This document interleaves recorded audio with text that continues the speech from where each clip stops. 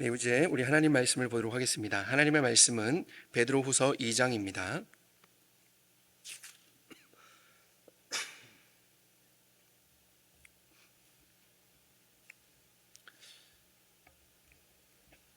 베드로후서 2장 1절부터 3절 말씀을 보겠습니다.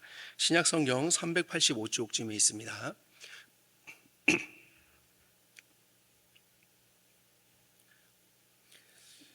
베드로후서 2장 1절부터 3절에 있는 하나님 말씀을 우리 한 목소리로 함께 읽겠습니다. 시작. 그러나 백성 가운데 또한 거짓 선지자들이 일어났었나니 이와 같이 너희 중에도 거짓 선지자들이 있으리라. 그들은 멸망하게 할 이단을 가만히 끌어들여 자기들을 사신 주를 부인하고 임박한 멸망을 스스로 취하는 자들이라. 여럿이 그들의 호색하는 것을 따르리니 이로 말미암아 진리의 도가 비방을 받을 것이요 그들이 탐심으로써 지어낸 말을 가지고 너희로 이득을 삼으니 그들의 심판은 옛적부터 지체하지 아니하며 그들의 멸망은 잠들지 아니하느니라. 아멘. 네, 우리 각 개인은 교회로 부르심을 받았습니다. 그리고 또 이 교회 공동체로 함께 모였습니다. 교회된 우리 자신이나 이 교회 공동체에게 있어서 중요한 것이 무엇일까를 생각할 때 많은 것들을 이야기할 수 있겠지만 또 여러 가지를 이야기할 수 있겠지만 저는 무엇보다 어떤 존재적인 그런 거룩함이 아닐까라는 생각을 좀 해보게 됩니다. 거룩함. 거룩은 하나님의 성품이죠. 우리가 거룩이라고 번역하는 이 단어의 히브리어 단어는 카도쉬라고 하는 그런 단어입니다. 카도쉬는 1차적으로 분리를 의미하는 그런 단어입니다. 분리는 사전적인 의미로 나뉘어서 떨어지는 것이죠. 여러분, 우리가 쓰레기를 분리해서 수거할 때는 품목별로 서로 섞이지 않게 하는 것이 가장 중요합니다. 그래서 일반 쓰레기는 음식물과 섞이면 안 되고요, 재활용과 섞여서는 안 되죠. 재활용은 비닐은 비닐끼리, 플라스틱은 플라스틱끼리, 그리고 고철은 이거 나오지 않네요. 고철끼리. 그렇게 아마 다들 잘 하고 계실 것입니다. 만약에 일반 쓰레기들과 음식물 쓰레기들과 재활용 쓰레기들을 한데 막 섞어서 뒤범벅이 된 채로 배출을 한다면 어떤 일이 발생할까요?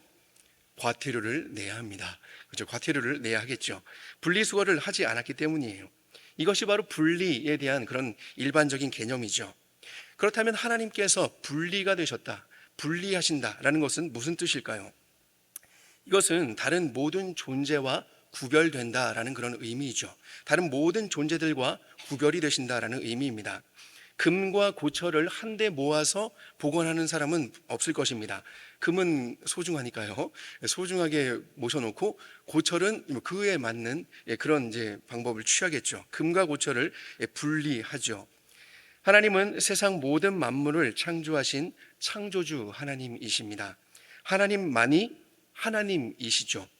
우리가 하나님을 하나님이시다라고 부르는 그 이유는 성삼위 하나님만이 오직 창조하신 창조주이시기 때문입니다. 그 외의 모든 것들은 하나님께서, 창조주이신 그 하나님께서 만드신 피조물이죠. 하나님께서 아무리 이 사람을 신묘막측하게 그렇게 만드시고 또 최고의 걸작품이지 않습니까? 최고의 걸작품으로 만드셨다 하더라도 그러나 사람은 사람입니다. 본질적으로 사람은 창조주이신 하나님이 될 수는 없는 것이죠. 하나님은 이렇게 모든 피조물과 구별된 거룩하신 하나님이십니다. 그렇기 때문에 하나님은 모든 피조물들의 존재의 원인이시고 모든 피조 세계가 따라야 할 절대적인 기준이 되시는 것이죠. 하나님께서 세상을 창조하셨을 때 그 창조하신 세상을 보시고 보시기에 심히 좋았다라고 표현하셨다고 그렇게 모세가 기록하고 있죠. 그런 것처럼 하나님은 절대적 기준으로서 그 선이 되십니다. 그래서 하나님의 의도 안에서 존재하는 것, 이것이 바로 선의 개념인 것이죠. 하나님의 보시기에 좋은 것, 이것이 바로 선인 것입니다.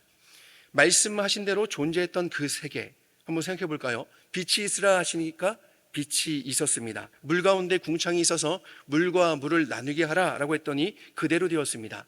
물들은 생명체가, 그러니까 생물들을 번성하게 하라라고 하고 또 땅 위에 궁창에는 새가 나르라 했더니 물속에는 물고기가 헤엄쳐 다니고 또 하늘에는 새가 날게 되었죠. 이렇게 하나님의 말씀대로 그대로 된 세상, 하나님의 말씀대로 하나님의 계획 안에서 존재하는 그 세계가 가장 아름다우며 선한 세상인 것이죠. 이것이 바로 선입니다. 이렇게 존재할 때 가장 선함을, 가장 아름다움을 간직할 수 있는 것이죠. 창조주 하나님은 명령하시고 피조물은 그대로 순종하는 이것이 바로 선인 것입니다. 그리고 그럴 때 피조물들이 존재하게 된 것이죠. 창조주에 대한 그 피조물의 순종은 당연한 것이라고 할 수 있죠. 따라서 피조물과 구별되시는 이 하나님의 거룩은 반대로 하나님을 거부하고 또 하나님의 뜻을 반대하는 그 모든 것, 즉 죄로부터도 구별되는 것을 포함하고 있습니다. 하나님의 거룩은 죄로부터의 구별을 포함하고 있죠. 왜냐하면 하나님은 늘 선하시기 때문입니다. 거룩하신 하나님께는 도저히 죄가 함께 존재할 수 없는 것이죠. 죄는 하나님을 거부하고 반대하는 모든 것입니다. 모든 죄는 1차적으로 하나님을 대적하는 것이죠. 하지만 우리가 단순히 윤리적이고 도덕적인 어떤 기준 안에서만 죄를 생각한다면 죄가 무엇일까요? 죄는 죄를 짓는 것이죠. 법을 어기는 것입니다. 잘못한 거예요. 그래서 어떤 다른 사람에게 해를 입히거나 그냥 공동체의 규칙을 어기는 것, 이 정도의 잘못으로 여겨지게 될 것입니다. 그리고 세상의 도덕적인 기준에 도달하지 못하는 한 사람의 그 무능력함, 이 정도로 그냥 비춰지게 될 것이죠. 이 정도의 기준 안에서 죄를 생각하게 된다면 신앙인이라고 하더라도 신앙생활을 통해서 추구되는 그 거룩함이라는 것은 율법주의적인 것으로 전락해버리고 말 것입니다. 왜냐하면 죄는 겉으로 볼 때에만 보기에 좋으면 되기 때문이죠. 그러나 성경은 죄에 대해서 우리에게 이야기할 때 죄는 그냥 어떤 법칙을 어기는 것, 이것만 죄다라고 이야기를 하지 않습니다. 우리는 그저 이 앞에 큰 도로가 있는데 거기에 이제 횡단보도가 있고 이쪽 아래쪽으로는 횡단보도가 조금 길어요. 그래서 건너가기 위해서 건너가고 싶은데 횡단보도까지 건너가기는 너무 이제 힘들어서 거기를 이제 뭐 그냥 이렇게 건너갈 수 있겠죠. 하지만 거기에 이제 경찰 차가 있거나 경찰관이 있다면 여러분 담대하게 거기를 그 신호등이 아닌 그 횡단보도가 아닌 곳으로 건너갈 분이 계실까요? 감시하는 자가 있기 때문에 건너가지 않을 것입니다. 그러나 때로는 우리가 보이지 않는 곳에서는 때로는 그렇게 건너가기도 하죠. 하지만 여러분 그것을 가지고 울면서 회개했던 기억이 있으신가요? 주여, 제가 오늘 횡단보도를 통하지 않고 그냥 노란색 선을 함부로 짓밟았나이다 하면서 기도하신 분 계신가요? 왜냐하면 이 세상이 이야기하는 죄는요, 그냥 그것을 어기는 것, 근데 그것이 이제 발각이 되면 죄이고 넘어가면 또 죄가 아닐 때도 있기 때문이죠. 그래서 이 세상의 관점으로 죄를 생각할 때는요, 우리는 보이는 것에 치중하게 됩니다. 하지만 성경을 보면 마태복음 7장에서 예수님께서 불법을 행하는 자들아 라고 그렇게 이야기할 때 그 불법이라는 단어를 잘 살펴보면요, 우리가 생각하는 불법은 법을 어기는 것으로 그치고 말지만 그 불법이라는 단어 안에는 하나님의 법을 존중하지 않는 마음의 상태까지도 포함하고 있습니다. 하나님의 법을 존중하지 않으니까 하나님의 법을 당연히 겉으로 지키지 않는 것이죠. 감시하는 눈이 있을 때는 지킬 수도 있겠지만 기본적으로 존중하지 않기 때문에 법을 지키지 않는 것이죠. 그래서 하나님 앞에서 언제 이때는 그래도 제가 지켰는데요 라고 이야기할 수 없는 것은 그 마음 자세가 그때에도 이미 우리는 그 법을 존중하지 않았기 때문이죠. 그래서 그리스도께서 그 사람들에게 아무리 많은 능력이 나타나고 아무리 많은 그런 선한 일들이 보인다 하더라도 내가 너희를 도무지 알지 못한다 라고 말씀하신 이유가 바로 그들의 심령 상태 때문이라고 그렇게 말씀하신 것이죠. 죄를 우리가 이 세상의 기준으로 바라볼 때는요, 그저 겉모습으로 그렇게 생각을 하게 됩니다. 그래서 그런 생각으로 우리가 신자로서 죄를 생각하고 거룩함을 추구하게 된다면 그저 율법주의적인 것으로 전락하고 말죠. 행위와 그 결과에 초점이 맞춰져 있기 때문입니다. 이런 식의 그 거룩의 추구는 도리어 이 사람들을 종교적인 바리새인으로 만들죠. 하나님으로부터 주어진 의가 아니라 자신의 공로를 의로 여기면서 구원의 확신을 그리스도가 아닌 자기의 그 공로, 자기의 모습에서 찾게 될 것입니다. 이것은 참된 의미에서 우리가 추구해야 할 그 거룩의 본질은 아닌 것이죠. 사랑하는 마음이 있으면 섬기는 행동으로 나타나듯이 종교적인 열심이나 선행은 거룩함, 본질적인 거룩함을 가지고 있는 신자의 아주 자연스러운 외적인 표현이기 때문이죠. 그렇다면 우리가 추구해야 할 거룩의 본질은 무엇일까요? 그것은 바로 쉽게 이야기하면 하나님 편에 속하는 것입니다. 하나님 편에 두 발을 붙이고 있는 것이죠. 하나님께 속해 있는 것입니다. 하나님의 모든 것을 수용하고 인정할 뿐 아니라 그대로 따르는 것이죠. 이것이 바로 죄를 짓지 않는 것입니다. 그냥 눈에 보이는 어떤 그런 법칙을 어기지 않는 것이 아니라 하나님을 따르는 것, 적극적으로 소극적으로는 하지 말라라는 것을 하지 않고 하라라는 것을 하지만, 그러나 더 적극적으로는 하나님 편에 속해서 하나님의 뜻대로 살아가는 것, 이것이 바로 죄를 짓지 않는 것이죠. 이것이 바로 하나님을 대적하지 않고 하나님의 뜻을 반대하지 않는 것입니다. 이것이 우리가 추구해야 할 거룩함이고 또 우리가 가지고 있어야 할 거룩함의 모습인 것이죠. 그래서 하나님의 교회로서, 우리 또 교회 공동체로서 우리에게 가장 중요한 것은 이런 거룩함이라는 것입니다. 초대교회 역시 마찬가지였습니다. 베드로 사도는 이 두 번째 편지인 베드로후서 1장 3절에서 하나님께서 신성한 능력으로 생명과 경건에 속한 모든 것을 신자에게 주셨다고 말씀합니다. 우리 한번 눈으로 한번 확인해 보겠습니다. 1장 3절과 4절인데 제가 읽어드리겠습니다. 그의 신기한 능력으로 생명과 경건에 속한 모든 것을 우리에게 주셨으니 이는 자기의 영광과 덕으로서 우리를 부르신 이를 알므로 말미암음이라. 이로써 그 보배롭고 지극히 큰 약속을 우리에게 주사 이 약속으로 말미암아 너희가 정욕 때문에 세상에서 썩어질 것을 피하여 신성한 성품에 참여하는 자가 되게 하려 하셨느니라. 이렇게 말씀하고 있습니다.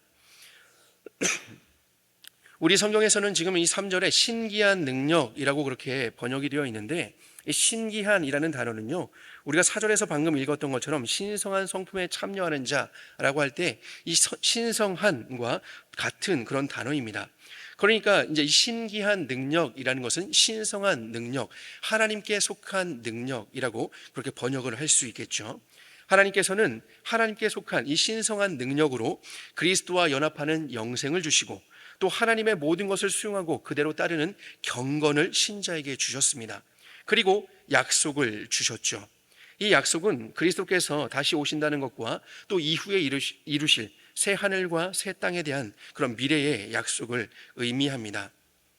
이러한 약속으로서 이 신자는 이 세상이 정욕이 가지고 오는 부패함에서 피할 수가 있습니다. 그리고 신성한 성품에 참여하는 자가 된 것이죠.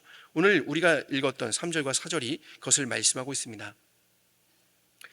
오늘 세상에 대한 그 약속을 가지고 이 세상에 대해서는 구별된 그런 거룩한 자가 되게 하신 것이죠. 따라서 신자란 그리스도와 연합된 영생을 가지고 있으며 우리 신기한 능력으로 생명과 라고 말씀하고 있죠. 이 생명이 바로 그리스도와 연합된 영생을 의미합니다.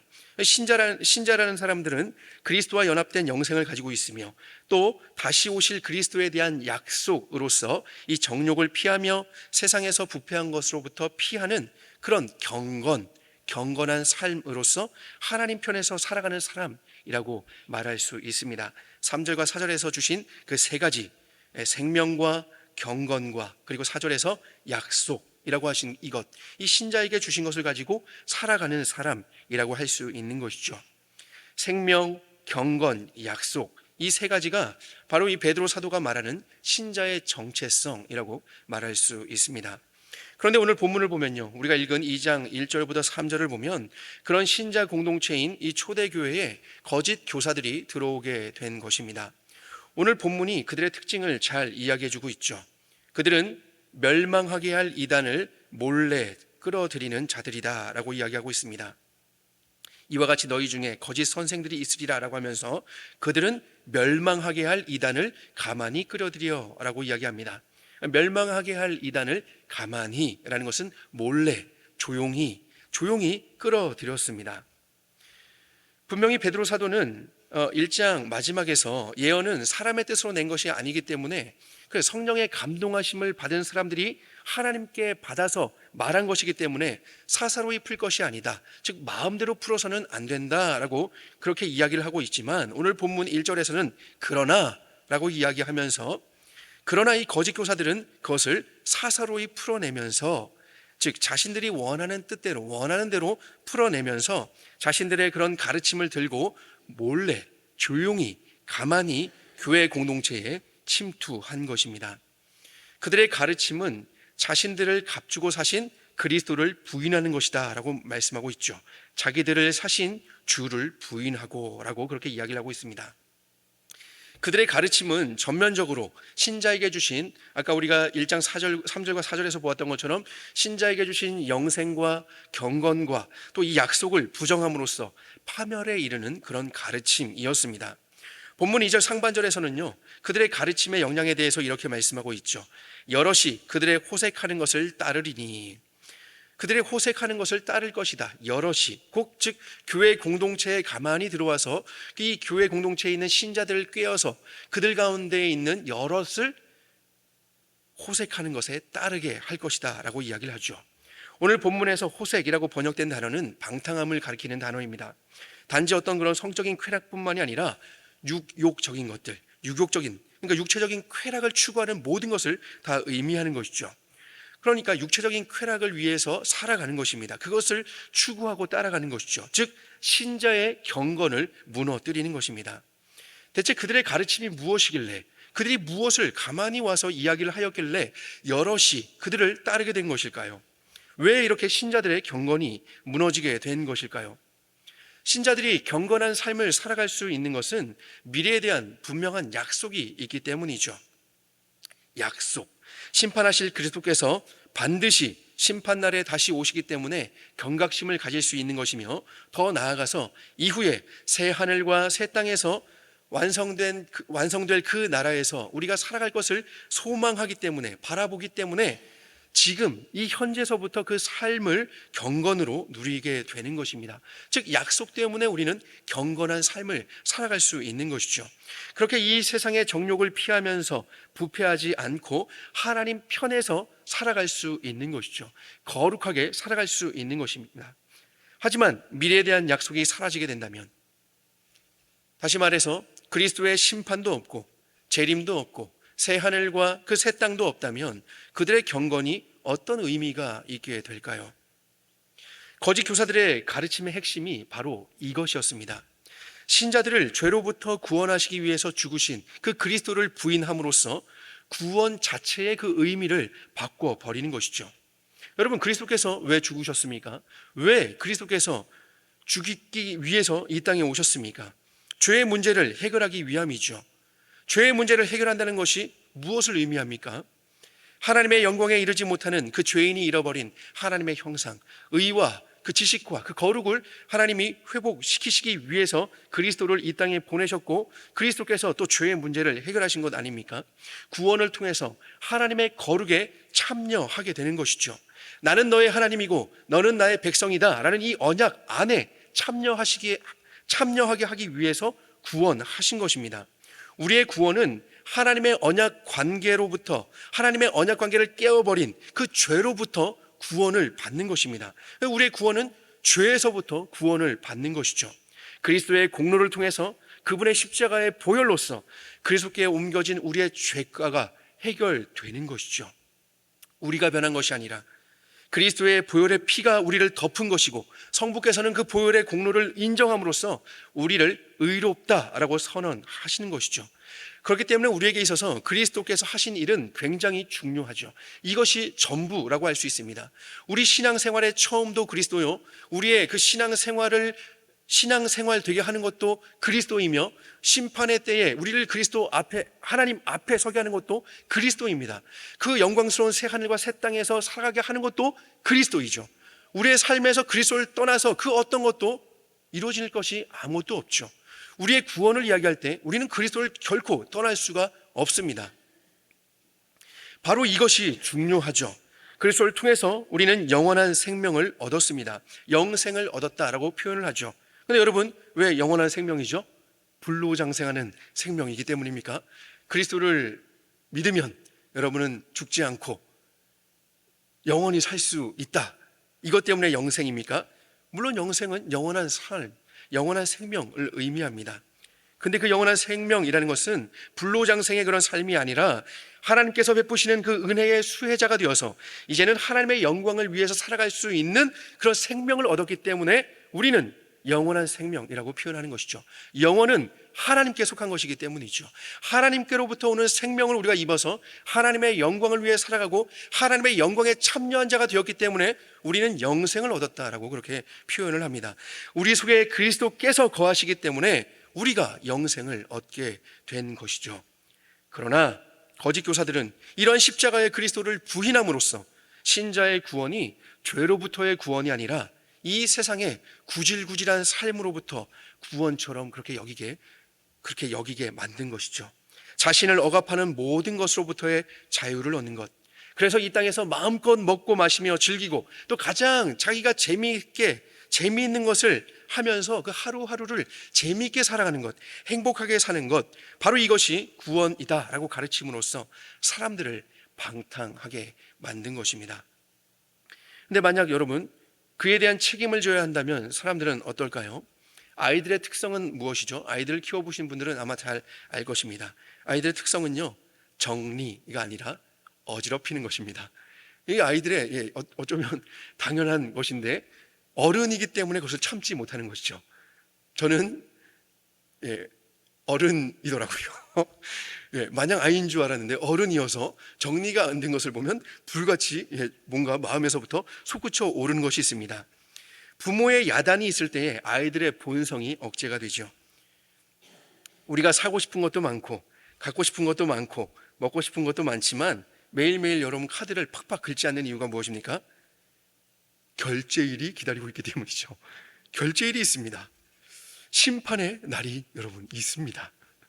그러나 정말 갖고 싶은 것 앞에서 할인이라는 큼지막한 그런 말과 함께 이 앞에 숫자와 몇 퍼센트 그리고 이 정가의 두 줄이 빡빡 지워지고 빨간색으로 그것보다 조금 더 저렴한 숫자가 눈에 보이게 되면 여러분 어쩌죠? 인생에서 더 이런 기회가 없을 것 같은 그런 가슴의 그 두근거림과 그 흥분을 감출 수 없게 되죠. 우리의 손은 우리의 이성이 마비된 채로 이성적인 분들이 많으실지 모르겠는데요. 클릭을 하게 됩니다. 그리고 그것을 증언하고 다니죠. 몇 퍼센트 할인한다더라. 지금이 기회다. 지금이 그 은혜 받을 만한 날이요. 라고 하면서 지금이 바로 그것을 득템할 그런 날이다. 라고 하면서 그렇게 이제 증언을 하게 되죠. 하지만 항상 그렇듯이 가지고 싶은 것을 가지긴 했지만 결제일이 다가오면 후회가 밀려오기도 합니다. 책임져야 함을 분명히 알 때 우리는 절제하게 됩니다. 하지만 이 거짓 교사들은요, 사신 주를 부인함과 동시에 주님의 심판까지도 부정을 해버린 것이죠. 그리스도의 재림과 심판을 부정하고 하나님께서 이루실 새 하늘과 새 땅의 그 존재도 부정하면서 마치 이 세상이 전부인 것 마냥 그렇게 사람들을 가르치니까 당연히 사람들은 오늘의 쾌락에 집중하게 되는 것이죠. 그래서 여럿이 그들의 호색하는 것을 따른다. 육체적인 그런 욕심을 따라서 쾌락을 따라 살아갔다라고 그렇게 표현합니다. 2절은 계속 말씀하죠. 이로 말미암아 진리의 도가 비방을 받을 것이요. 거짓 교사들이 몰래 들여온 그들의 그 이단적인 가르침은 생명과 경건과 또 약속을 가진 이 신자들을 파괴하기 시작합니다. 호색하는 것을 따르며 유욕적인 삶을 살아가게 하죠. 하늘의 영원한 것을 바라보지 못하고 이 세상을 바라보며 살게 합니다. 그러나 그것에서 그치는 것이 아니라 그들만 파괴하는 것이 아니라 그들을 통해서 전파되었던 진리의 도까지도 비방을 받는 자리에 이르게 되는 것이죠. 이 신자들의 모습을 보면서 세상이 그들을 비방합니다. 그들이 전했던 그들의 구원자라고 했던 그리스도를 비방합니다. 그들이 전했던 진리를 비방합니다. 저는 오늘 이 본문을 보면서 오늘날의 우리 교회와 신자들의 모습을 생각해 보게 됩니다. 기독교를 개독교라고 부르고 말씀의 사역자인 목사를 먹고 사는데 연연하는 그런 먹사라고 부르는 일은 이제는 그렇게 그다지 대수롭지도 않게 되었습니다. 제가 우스갯소리로 가끔 그렇게 이야기를 하는데요. 밖에서 저를 만나면 목사님 부르지 마시고 선생님이라고 불러주세요. 라고 이제 그렇게 예전에 이제 한참 이제 물론 이제 우리 교회에서는 아니고요. 이전에 한참 그 이제 먹사라는 단어가 이제 이렇게 등장했을 때 또 뭐 그 교육부서 교육자들끼리 나가면 서로 뭐 그런 우스갯 농담도 하죠. 사장님이라고 부르거나 선생님이라고 부르거나 서로를 뭐 전도사님, 뭐 목사님 부르지 말아라. 이제 회식하는 자리에서도 결코 그렇게 부르지 말아라. 뭐 이런 뭐 우스갯소리를 하곤 했는데 사실 우스갯소리로 그치지 않는 것은 실제로 그렇게 비방을 받는 자리에 있기 때문이죠. 그래 놀랄 일도 아니라는 듯이 간간히 최근에도 교회와 교육자들의 그 부정부패 또 성적인 타락의 그런 문제들이 뉴스 기사로 올라오곤 합니다. 복음이 말하는 이 십자가의 도는 더 이상 이 세상 가운데 하나님의 능력이 아니라 부끄러운 것이 되어버렸죠. 예수님 믿으세요 라고 말하면 여러분 어떻게 돌아오나요? 너나 좀 잘 믿으세요 라고 그렇게 답변이 돌아오곤 합니다. 왜 이렇게 되었을까요? 저는 우리 속에도 거짓 교사가 있기 때문이 아닐까라는 생각을 합니다. 우리 속에도 거짓 교사가 있기 때문이죠. 물론 교회를 위협하는 여러 이단들이 있지만 저는 우리 가운데 있는 가장 큰 거짓 교사는 가장 큰 우리 생각 안에, 우리의 즐거움 안에 있다라는 그런 생각을 합니다. 우리가 즐기는 문화 안에 있는 것이죠. 지인들과 대화를 나눌 때면 종종 나누었던 주제인데 우리가 보면서 즐기는 많은 오락 매체들은 더 이상 성경적 세계관을 지지하지 않습니다. 제가 여러 번 지인들에게 그렇게 고백했던 그런 이야기인데요. 혹시 제가 한번 말씀드렸지만 두 번째 이야기에도 여러분 용서해 주시기를 부탁드립니다. 여러분 혹시 그 호텔 델루나라고 하는 그 드라마를 아시나요? 호텔 델루나. 잘 모르시는 분들도 계실 텐데 호텔 델루나 경건하시기 때문에 안 보셨을 것 같은데요. 호텔 델루나라는 그런 드라마가 있었습니다. 저는 이제 넷플릭스를 이렇게 이제 보다가 정말 그 화려한 옷을 입은 아이유의 모습을 보고 정말 그 되게 잘 어울리는 그 썸네일이라고 하죠. 그것을 보고 클릭을 하게 되었죠. 그리고 이제 보면서 정말 재밌게 보았습니다. 거기에는 아이유는 죽지 않는 그 사후 세계에 어떤 그런 이제 불멸의 그런 존재와도 같습니다. 그리고 이제 그 귀신들의 이야기이고요. 살아있는 남자아이를 데려다가 그 사후 세계 호텔을 관리하는 그런 내용입니다. 이미 설정부터 성경적이지가 않죠. 제가 겁이 많아서 이 공포물을 잘 보지 않는 편인데 얼마나 좀 재미있던지 귀신들이 나오는 데도 제가 잘 봤어요. 근데 그 시각적인 이미지에 매료되어서 너무 재밌게 보았는데 그 드라마를 그 긴 것을 정주행을 하였습니다. 끝까지 본 것이죠. 그런데 목사인 제가 어땠는 줄 아세요? 마지막에는요, 이 아이유와 그 남자 주인공이 꼭 만났으면 하는 간절한 기대와 소망으로 눈물까지 흘리며 왜 지금 이 대목에서 빵 터질 대목은 아닌데 눈물까지 흘리면서 환생을 간절히 바랬습니다. 그래야 만나거든요. 그 마지막에 그 둘이 떠나가는 그 차를 타고 떠나가는 장면을 보면서 얼마나 진짜 막 이 우러나오는 그 진정한 슬픔과 그 간절함과 그걸 하면서 정말 그 간절한 마음으로 그 드라마를 보면서 환생을 간절히 바랬습니다. 근데 정말 하나님께 정말 죄송한 그런 부분이죠. 목사가 환생을 바라다니. 여러분, 저는 그것을 보면서 되게 이제 재밌게 보았고 또 그랬지만 문득 이제 솔직히 고백을 하자면요, 이전 교회에서도 고백을 하지 않았는데 그냥 정주행을 하니까 얼마나 그냥 눈이 뻘개졌겠어요. 그리고 이제 밤새고 새벽 예배를 간 거예요. 새벽 기도에 가고 이제 어떤 그런 알 수 없는 감정으로 제가 이제 굉장히 그 감성적인 사람이거든요. 그래서 특히나 그 밤에 이제 보고 새벽 기도회를 갔는데 거기에서 이제 엄청난 어떤 그런 또 하나님의 만져주심이 또 있었던 거죠. 거기에서 이제 정말 재밌게 보고 솔직한 심정으로 이제 빨리 새벽 기도에 또 이제 열심히 갔다 오고 빨리 갔다 와서 자야겠다 이제 이런 생각을 이제 갖고 갔다가 제 모습을 이제 발견하게 된 것입니다.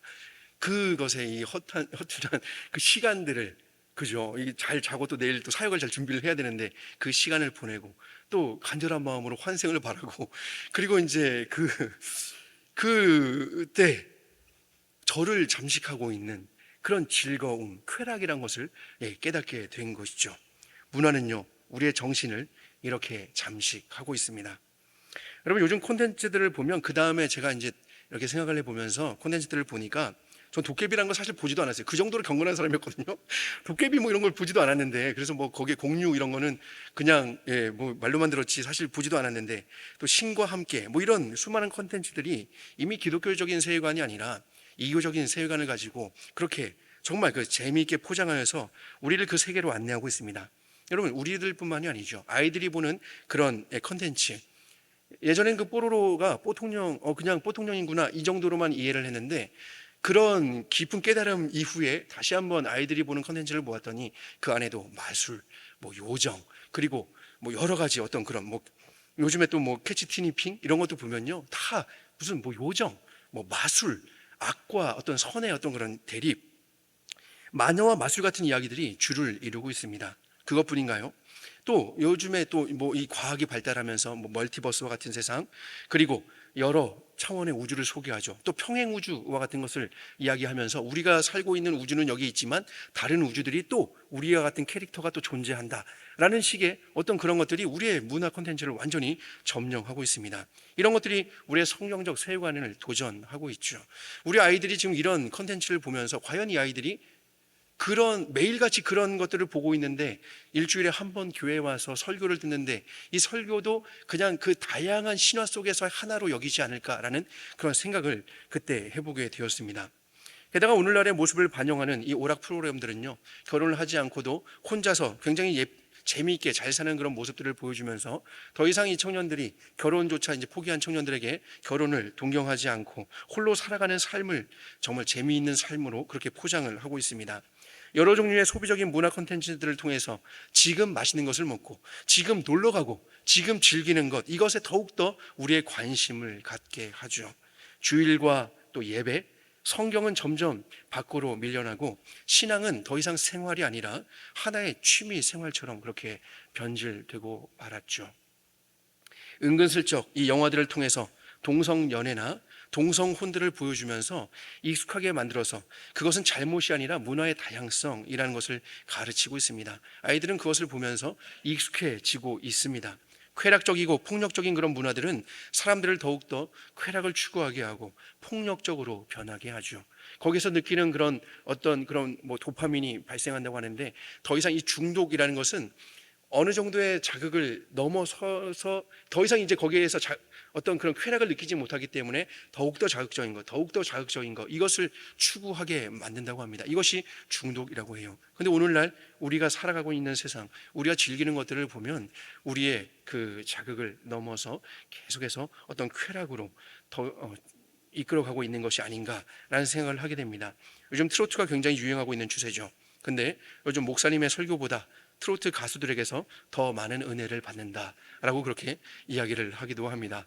그래서 굉장히 그 전국 투어 같은 데도 열성적으로 따라다니는 전 세대, 팬층이 전 세대를 이루고 있다고 하죠. 문화 생활을 잘 하지도 않는 제가 아는 것이 이 정도인데 아마 이 세상은 훨씬 더 하겠죠. 이런 거짓 교사 같은 문화들이 우리와 우리 자녀에게서 성경을 떼어놓고 있습니다. 그리고 그리스도를 떼어놓고 있습니다. 다시 오실 그리스도께서 이루실 그 하나님의 나라가 아니라 당장 나를 즐겁게 해주는 이 세상에 집중하고 있는 것이죠. 하나님께서 이루실 그 나라에 대한 소망을 품고 이 땅 가운데서 우리가 하나님의 나라를 누리며 살아야 한다라고 말씀을 통해서 듣고 있지만, 그러나 말씀을 듣고 나서 저 교회 문을 나가서 우리가 살아가는 세상 안에서, 우리의 세상 안에서 우리가 추구하는 것은 무엇입니까? 하나님의 나라가 아니라 오늘을, 지금 이 시간을 즐겁게 해주는 것들을 우리는 바라보고 있죠. 조금 더 맛있는 것, 조금 더 즐거운 것, 조금 더 재미있는 것, 조금 더 가족들과 함께 즐길 수 있는 것들을 찾아서 우리는 방방 곳곳을 누비고 있습니다. 그러니 우리의 경건이 무너질 수밖에 없죠.